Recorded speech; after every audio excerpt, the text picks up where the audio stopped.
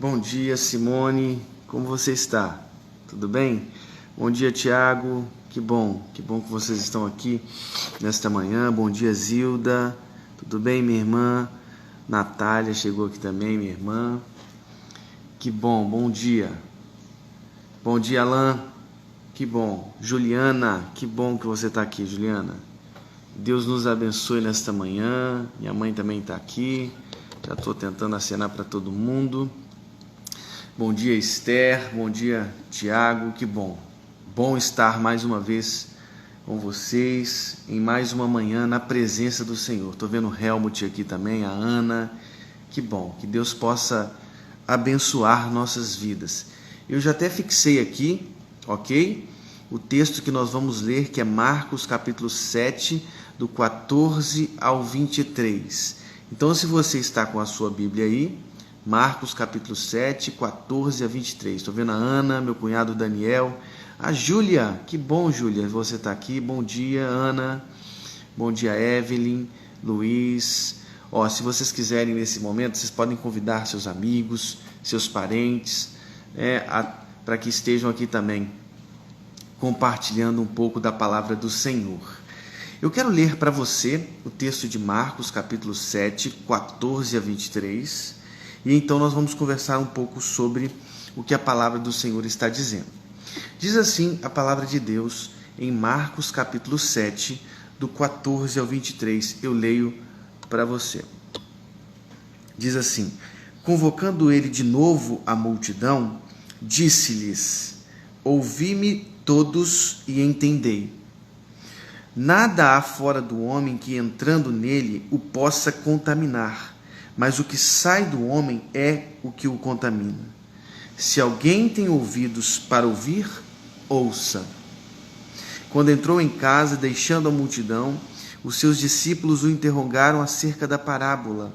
Então lhes disse: assim vós também não entendeis?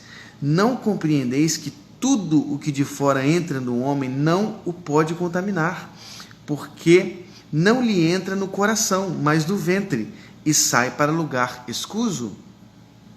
E assim considerou ele puros todos os alimentos, e dizia: o que sai do homem, isso é o que o contamina, porque de dentro do coração dos homens é que procedem os maus desígnios, a prostituição, os furtos, os homicídios, os adultérios, a avareza, as malícias, o dolo, a lascívia, a inveja, a blasfêmia, a soberba, a loucura. Todos estes males vêm de dentro e contaminam o homem. Estou vendo aqui a Norminha, Cláudio, que bom, Norminha, que você está aqui. Uma bênção, a Norminha, uma bênção do Senhor. Márcia, minha irmã Teimara. Bem, vamos orar juntos, depois de ter lido a palavra de Deus em Marcos 7, 14 a 23. Nós queremos falar com Deus. Se você pode fechar os seus olhos, feche os seus olhos e vamos falar com Deus. Pai, muito obrigado por mais uma manhã na Tua presença. Que o Senhor renove as nossas forças. Que o Senhor derrame graça sobre nós. Que a semente da Tua palavra seja lançada nesta manhã também em nossos corações. Nós queremos receber mais do Senhor, receber mais da Tua palavra. No nome de Jesus. Amém. Eu não sei se vocês se lembram, mas veja, a tradição dos anciãos, a tradição exegético-interpretativa dos anciãos, estava sufocando a experiência deles com Deus. O próprio Jesus, nós estudamos ontem, Marcos 7, de 1 ao verso 13. Nós estudávamos ontem que, por exemplo, eles negligenciavam o mandamento de Deus por causa da tradição dos homens. Eles rejeitavam os preceitos de Deus para guardarem a tradição. Eles invalidavam a palavra de Deus pela própria tradição. Veja só, todas essas são expressões de Jesus. Estou vendo aqui o irmão Laíre, que bom, irmão Laíre, Milene também. Todas essas expressões, negligenciando o mandamento de Deus, rejeitais o preceito de Deus, invalidando a palavra de Deus pela vossa própria tradição, tradição, são palavras de Jesus que se referem a essa tradição exegético-interpretativa, rabínica, que eles faziam da lei. Veja, essa tradição oral que se tornou escrita depois, ela invalidava o mandamento de Deus. Vimos isso com o exemplo do próprio Jesus. Ele disse, o mandamento diz, honrará o teu pai e tua mãe. Honrarás. Honra teu pai e tua mãe. E as tradições exegético-interpretativas diziam corban, oferta ao Senhor, consagrado a Deus, ou seja, inutilizando qualquer propriedade que se declarava corban para o auxílio de pai e mãe.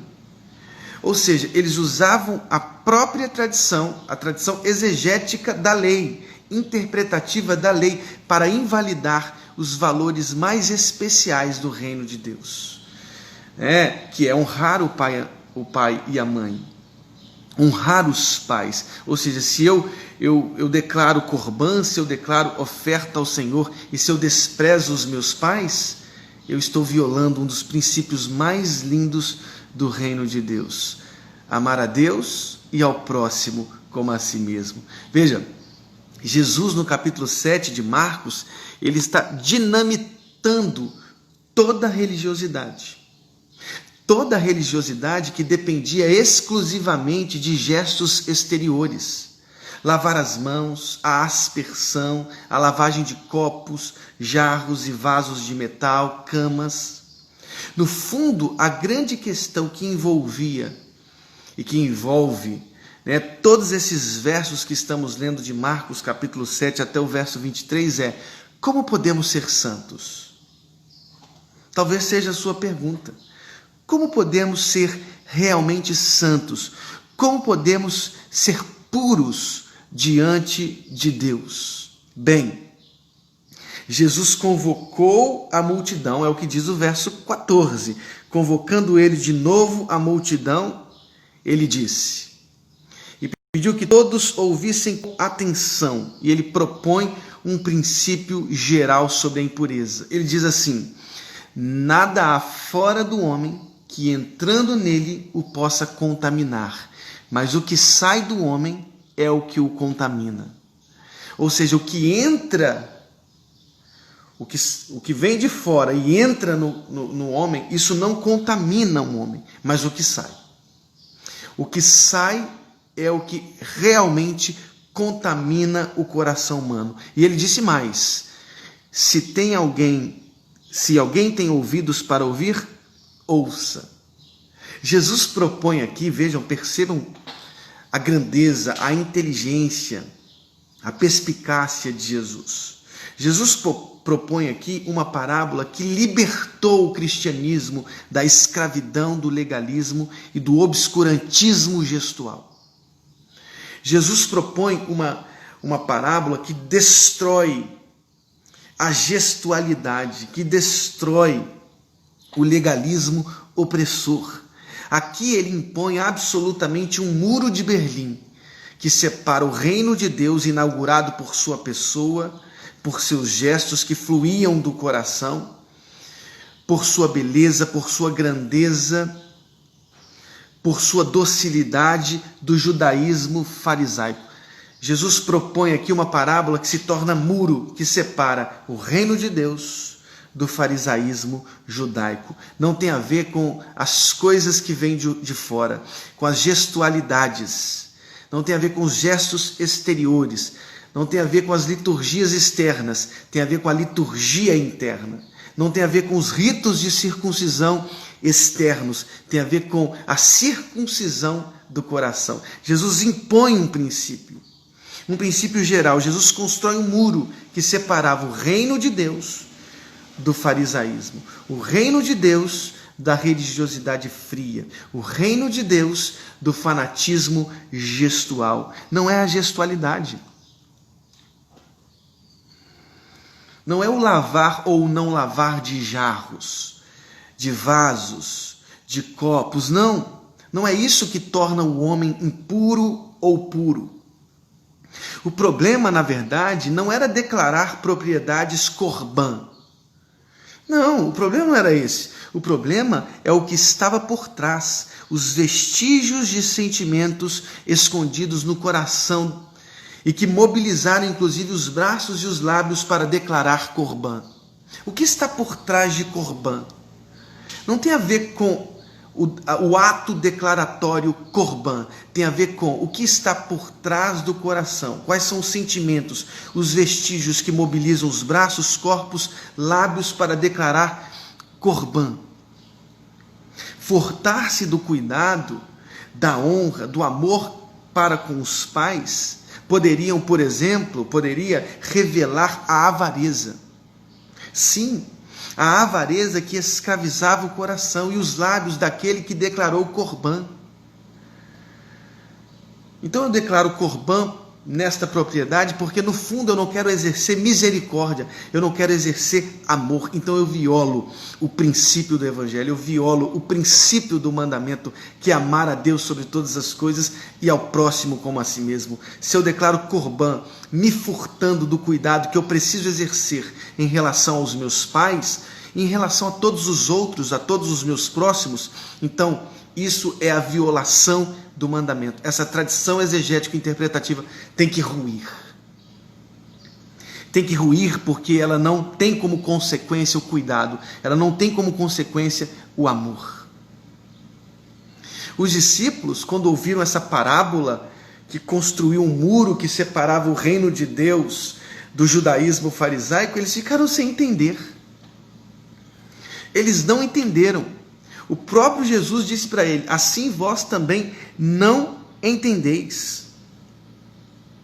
Aliás, eles não entendiam muitas coisas. O coração dos discípulos ainda estava cerrado, fechado. Eles não entenderam, por exemplo, as parábolas de Marcos 4. Eles não entenderam, por exemplo, a multiplicação dos pães e peixes de Marcos capítulo 7.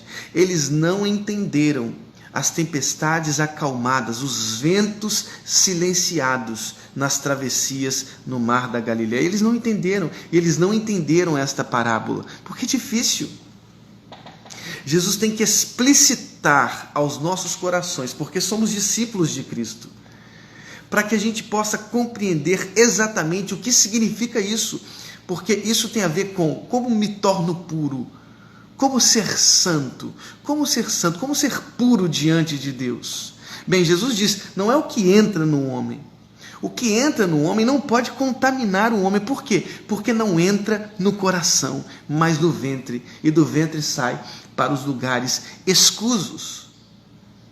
Nenhum alimento pode contaminar o homem. Aliás, inclusive a palavra de Deus diz lá no verso 19, e assim considerou ele puros todos os alimentos. Nenhum alimento pode contaminar o homem. Aliás, esse episódio aqui, ele se assemelha muito ao episódio de Atos capítulo 10, quando Pedro vai à casa de Cornélio. Aliás, antes de ir à casa de Cornélio, em Jope, Pedro tem aquela grande experiência em êxtase, um lençol descendo com alimentos impuros e dizendo assim, mata e coma. E ele dizendo, nunca entrou nos meus lábios alimento impuro. E a voz dizendo, mata e coma, não torneis impuro aquilo que eu tornei puro. Momentos que antecediam a presença de Pedro na casa de um gentio, de um centurião chamado Cornélio. Porque o evangelho estava abrindo sua etnia, a etnia Israel, judaica, para além desta etnia, para alcançar povos, línguas e outras nações. Aliás, esse episódio que estamos lendo aqui em Marcos 7, até o verso 23, antecede o episódio de Jesus com a mulher Ciro-fenícia, uma mulher grega. Veja como o evangelho é completo, como a palavra de Deus ela é inteira, ela se explica, ela se interpreta, ela é suficiente. A palavra de Deus, veja só, Marcos 7, este texto antecede o encontro de Jesus com a mulher Ciro-fenícia. Os lençóis impuros, o lençol impuro que descia com os alimentos impuros em Jope, antecedia a presença de Pedro na casa de Cornélio. Veja, Jesus, Deus está tornando puro todos os gentios. O que contamina o homem? O que verdadeiramente contamina o homem? Cristo diz, não é o alimento que contamina o homem. Não é o que vem de fora que contamina o homem, porque o que vem de fora, o alimento, ele entra no ventre e sai para lugares escusos. O que contamina o homem procede de dentro. Tem a ver com o coração humano. E o que vem do coração humano? Jesus diz muito claramente, 12 pecados, 12 tipos de pensamentos, 12 atos perversos. Aliás, que quando combinados, esses atos perversos mostram uma terrível lista de vícios que procede do coração humano. Quando a gente observa essa lista de vícios, por exemplo, a prostituição, os furtos, os homicídios, os adultérios, a avareza, as malícias, o dolo, a lascívia, a inveja, a blasfêmia, a soberba, a loucura, tudo isso procede de dentro do coração do homem. É o que sai da boca, diz a irmã Rosânia aqui. Sim, é isso que contamina o homem, não são os alimentos. Não tem a ver com os gestos exteriores, não tem a ver com lavar copos, jarros, cama. Não tem a ver com as abluções que os judeus faziam diariamente em seus corpos. Não. O que contamina o homem é o que sai do homem. Isso tudo sai do homem. Os maus desígnios, abrindo essa lista de vícios. Sim, o que são os maus desígnios? São as imaginações.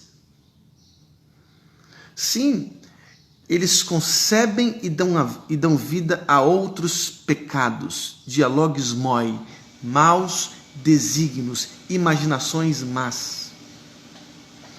Eles dão vida à prostituição, uma expressão grega, porneia, que já é traduzida em muitos textos como fornicação.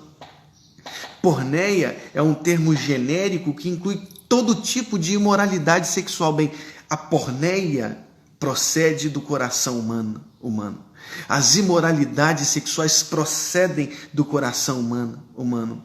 Os furtos, klopai, ou seja, roubar a propriedade alheia, procede do coração do homem. Os homicídios, phonoi, roubar a vida de alguém, procede do coração humano. Os adultérios, moikeia, que é um termo mais restritivo, porque envolve a infidelidade conjugal, procede do coração humano. A avareza, que é a cobiça, que é a indecência, que é a lascívia, o ressentimento contra todas as restrições morais e sociais, tudo isso procede do coração do homem. A inveja, que no grego é oftalmos poneros, oftalmos poneros, ou seja, um olhar maldoso, uma raiz de amargura. A inveja é uma raiz de amargura que destrói o coração humano.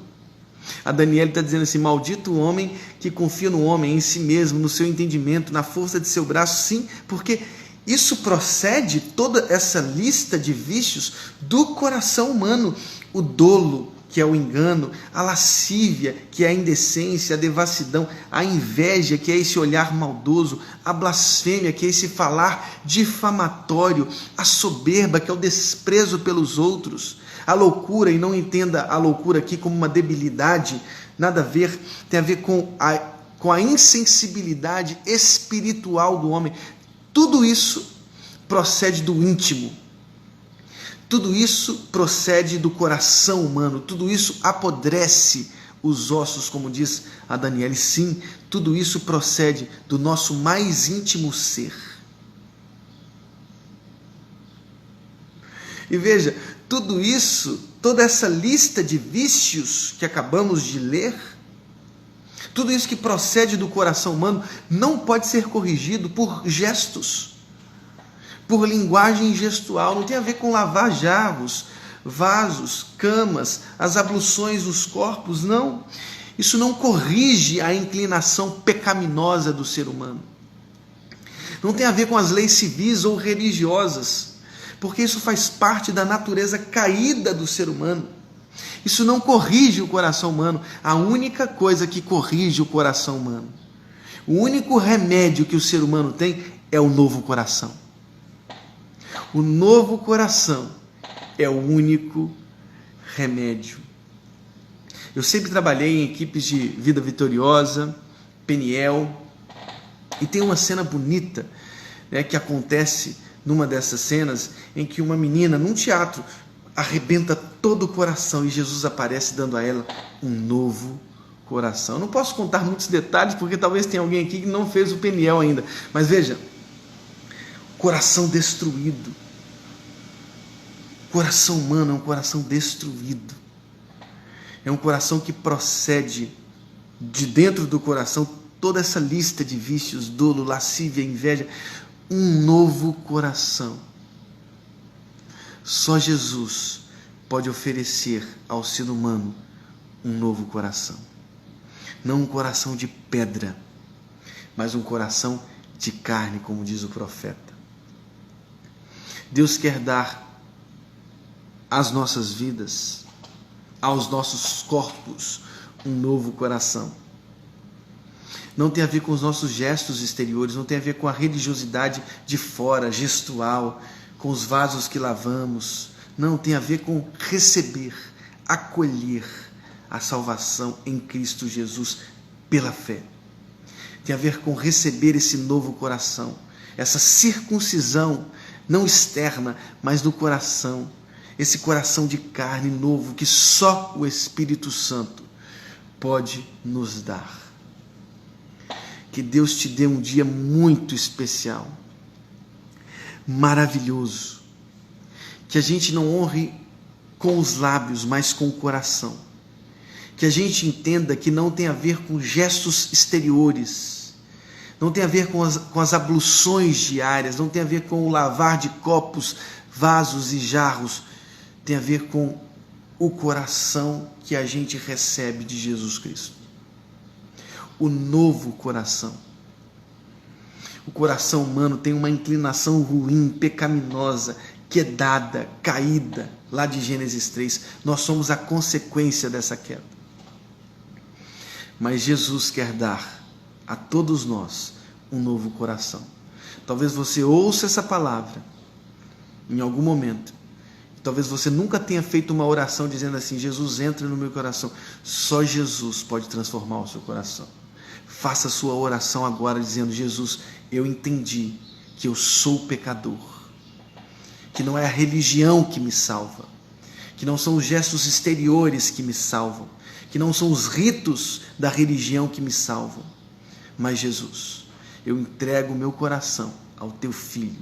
Faça essa oração hoje. Entregue o seu coração a Jesus. E eu tenho certeza que uma nova vida brotará de dentro do seu coração. Não mais gestos exteriores, mas esse amor que honra o Pai, que honra a Mãe, que ama o próximo como a si mesmo. Que Deus nos abençoe. Amanhã nós vamos falar sobre a mulher Ciro-Fenícia, esse encontro com uma mulher gentia, com uma mulher grega, de origem Ciro-Fenícia. Sim, tal como Pedro se encontrou com Cornélio, Jesus ali, naquele episódio, abriu o Evangelho para os gentios, abriu o Evangelho para o mundo. Que Deus abençoe o seu coração. Vamos orar? Senhor, hoje nós entendemos que não tem a ver com ritos, com gestos exteriores, tem a ver com um coração transformado. E só o Senhor pode nos dar um coração novo. Nós te pedimos, Deus, que o seu amor, que a tua graça seja derramada em nossos corações. Muito obrigado, Deus, por mais uma manhã na tua presença. Que o Senhor continue nos alimentando diariamente através da tua palavra. Muito obrigado, Senhor, nos dê um dia especial na tua presença, diante da tua face, no nome de Jesus. Amém. Que Deus abençoe o seu coração, que Deus abençoe a sua vida, que dê um dia maravilhoso para vocês. Estou vendo Daniel, a Ana, Teimara, a Renata. Deus abençoe profundamente o coração de vocês. Um dia muito, muito especial. Que Deus abençoe Natália, minha irmã, Alain, Daniel, que Deus abençoe o coração de vocês, Dani, Nilza, um dia cheio da glória de Deus, Beth, Maria, grande abraço e até amanhã. Grande abraço, Helmut, até amanhã. Um grande abraço, Cíntia, fica com Deus, Alcides, todos, que Deus abençoe vocês, até amanhã. Tchau, tchau.